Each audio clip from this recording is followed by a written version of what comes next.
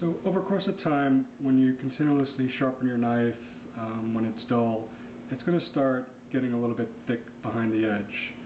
It's natural for that to happen. If you sharpen at the same angle, eventually you're going to start wearing down the blade's edge and you need to come up into the thicker part of the knife.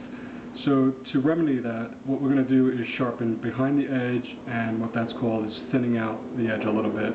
So I'm going to place my fingers right above the edge, and the knife is flat on the stone. And yes, it's going to leave some scratches on your knife, but you can polish those out with a finer grit stone, so don't be afraid to do it. And I'm just going to sharpen a little bit here, and you can see that steel being removed.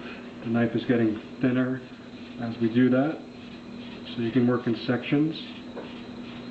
And again, we're looking to sharpen this area behind the edge.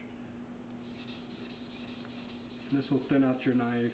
You know, if you find that your knife is wedging a little bit when you cut certain foods, this might help prevent that. So once I remove some steel from the front side of the knife, I'm going to work the back side as well. Again, flat on the stone, and my pressure is going to be down into the stone here, just removing a little bit of steel. So after I thin the knife out a little bit, and again you can see these scratch markers here in the back as well, so what I'll do is I'll come to my finer stone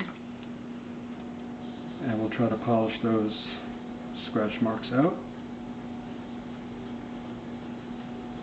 So once I've thinned the knife out a little bit, I will go back to my 1000 medium grit stone and do my normal sharpening of the edge, and that's where we raise the angle a little bit, you know, 70-30, sharpening like so.